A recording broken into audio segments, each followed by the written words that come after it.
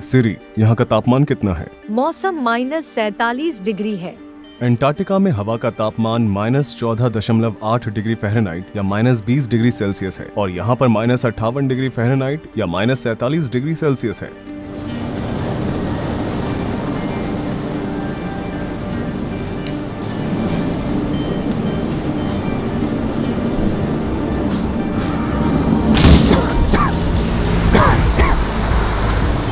हमारे फेफड़ों को इसकी आदत नहीं है, इसलिए हमें बार बार खांसी आ रही है। यहाँ का मौसम बहुत ही ठंडा और शुष्क है। यहाँ की आबादी बहुत ज्यादा है। यहाँ करीबन 3 लाख लोग रहते हैं। याकुत्स्क रूस के ऑटोनोमस रीजन सखा रिपब्लिक की राजधानी है, जो कि नॉर्थ पोल से 280 मील की दूरी पर बसा हुआ है। क्योंकि ये जगह साइबेरिया के सबसे उत्तर पूर्व में स्थित है, इसलिए ये बाकी की दुनिया से बहुत अलग थलग लगता है।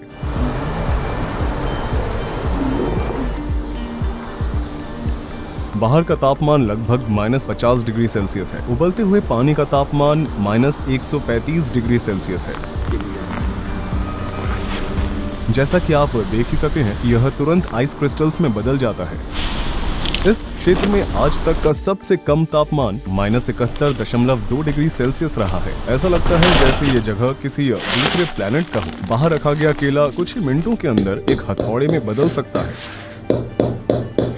यहाँ पर लोग मेटल फ्रेम के चश्मे नहीं पहन सकते हैं, क्योंकि मेटल उनकी त्वचा से चिपक सकता है और जब वे अपने चश्मे को निकालने जाएंगे तो उनका मांस बाहर आ सकता है। यह मांस का एक टुकड़ा है जो बिल्कुल इंसानी मांस जैसा दिखाई देता है। आइए इसे मेटल से छूकर देखते हैं कि क्या होता है।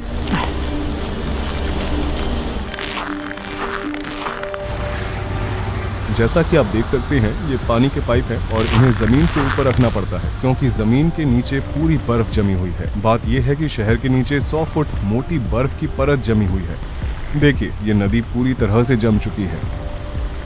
सोवियत युग के दौरान स्टालिन के विचारों का विरोध करने वाले लोगों को सखा रिपब्लिक में निर्वासित कर दिया जाता था। उसमें पॉलिटिशियन, व्यापारी आदि शामिल थे। असल में आज याकुत्स्क में रहने वाले कुछ लोग उनके पोते पोती हैं, इसलिए यह निर्वासन की जगह हुआ करती थी। आज इस शहर में लोग एक आम जीवन जी रहे हैं। हम इस जीवन को बर्फ का नर, आइस हेल कह सकते हैं। यह मनुष्यों की सीमाओं के पार है। चाहे हम जो कुछ भी क्यों न पहन ले, कोई भी चीज हमारे शरीर को गर्म रखने के लिए पर्याप्त नहीं है।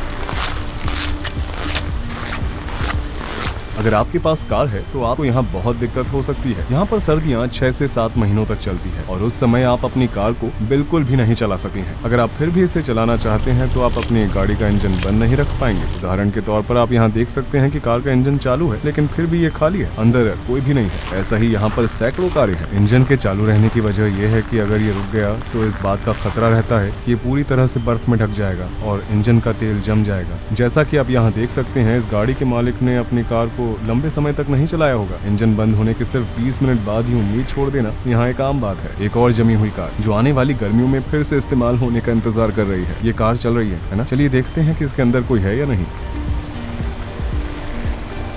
हाँ, कोई भी नहीं है। क्या आप सोच सकते हैं कि यहाँ वाकई में ऊर्जा की कितनी ज्यादा बर्बादी हो रही है? किस्मत से रूस एक ऐसा देश है जहाँ तेल और प्राकृतिक गैस संसाधनों की मात्रा बहुत अधिक है। देखिए, इस कार के एग्जॉस्ट पाइप को बाहरी पाइप की मदद से बड़ा किया गया है। यहाँ तक कि एग्जॉस्ट स्मोक भी जम जाती है। कार की सुरक्षा के लिए विशेष कवर्स भी बनाए गए हैं, लेकिन कभी कभी वो भी काफी नहीं होते और जो लोग ज्यादा पैसे खर्च करने की हैसियत रखते हैं वे अपनी गाड़ियों को हीट गैरेज में रखते हैं, क्योंकि ये गाड़ियां लगातार चलती रहती है। इसलिए पूरे शहर में लगातार धुएं की एक परत बनी रहती है। धुंध की वजह से सामने कुछ दिखाई देने की सीमा अक्सर 60.96 metre. Woods in their car broke down and they couldn't call someone because no phone service. Yeah, and it ended. प्रकृति के बारे में आपकी क्या राय है? Whole lifestyle of Yakut people, of Sakha people, is taking care of nature, respecting it. Early childhood, me and my family, we used to go to the woods to fish, to hunt. It's just a part of our life, and we always remember that we are not the owners of this land. We are just guests. For example, we always make a ritual. When we go to pick some berries, we always take a little food with us. We leave it on the ground and say, nature, please share with us. Please give us some food. It's for the master of that land, for the spirit. आप मानते हैं कि प्रकृति में एक आत्मा होती है? Yeah. For example, when we go to the forest, you shouldn't speak loud because you can disturb the spirits. You shouldn't drink there, have fun there, throw the garbage. Don't disturb, don't destroy. Yakut religion is not something which is written in a book or there is a church. There is one center of our religion, but it's not something that, like in other religions, that we do every day. We should pray. We don't do something like that. But it's in our mind. It's in our lifestyle. And it's all related to nature. आपके पास जो कुछ भी है आप उसके लिए भगवान के बजाय प्रकृति का शुक्रिया अदा करते हैं. The gods are nature. Our gods are like part of the nature.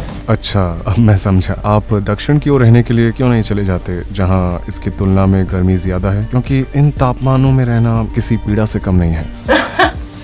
It's a torture for you, but not for us. The first reason is my family.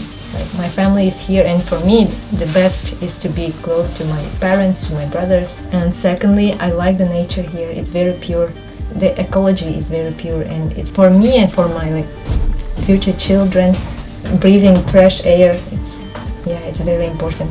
And third, because of our culture, I want to preserve our language, our traditions, and give them to the next generations. Yakutsk में गर्मियों का भी मौसम होता है. जुलाई में यहाँ का औसत तापमान लगभग 19 डिग्री सेल्सियस होता है. ग्लोबल वार्मिंग की वजह से बर्फ पिघल रही है और मैमथ के फॉसिल मिल रहे हैं, लेकिन इस वजह से हजारों सालों से छिपे हुए वायरस भी बाहर आ सके हैं, जिनसे आधुनिक मनुष्यों का कभी भी सामना नहीं हुआ है. अगर यूरोपीय लोग उत्तरी अमेरिका में बसने के लिए आए थे तो अनजाने में वे अपने साथ एक फ्लू भी लेकर आए थे, जिसकी वजह से ज्यादातर मूल अमेरिकियों को अपनी जानें गंवानी पड़ी और फिर उन्हें सदियों तक अलग थलग कर दिया गया था. फ्लू का हम पर कोई असर नहीं हुआ क्योंकि हमारा इम्यून सिस्टम बहुत मजबूत था. इसी तरह इन क्षेत्रों में बर्फ के पिघलने से जिन प्राचीन बीमारियों से हम सुरक्षित नहीं हैं और वो सामने आ सकती हैं और मानवता को ऐसे विनाशकारी परिणामों का सामना करना पड़ सकता है. हमारा वीडियो देखने के लिए धन्यवाद. यह वीडियो एक ट्रैवल डॉक्यूमेंट्री सीरीज थी. मैं उन अनोखी जगहों की यात्रा करता हूँ जिनके बारे में ज्यादातर लोगों को पता नहीं होता है और उनके बारे में विस्तार से डॉक्यूमेंट्री बनाता हूँ. इस चैनल पर आने वाली अगली वीडियो भी याकुत्स्क की ही होगी. मैंने -55 डिग्री सेल्सियस पर 8 बर्फ के एक्सपेरिमेंट्स किए थे. जमे हुए अंडे और नूडल्स, गीले कपड़े और पानी के गुब्बारों के साथ बोलिंग खेलना. अगर आप इस वीडियो को मिस नहीं करना चाहते हैं और हमारे सभी वीडियोस को देखना चाहते हैं तो हमारे चैनल को सब्सक्राइब जरूर करें. अगर आप यात्रा के खर्चों में मेरी और मेरी टीम की मदद करना चाहते हैं तो मैं अब अपने YouTube चैनल पर ज्वाइन बटन को चालू कर दूंगा. आप इस वीडियो के डिस्क्रिप्शन बॉक्स में दिए गए लिंक्स पर क्लिक कर सकते हैं और विस्तार से इंडिपेंडेंट डॉक्यूमेंट्रीज बनाने में हमारी मदद कर सकते हैं. हमारी मदद करने के लिए आपका धन्यवाद. मेरे साथ इस प्रोजेक्ट को बनाने के लिए मैं अपनी टीम को भी धन्यवाद देना चाहूंगा. अभी के लिए अलविदा. रूही चैनत यहाँ पर था.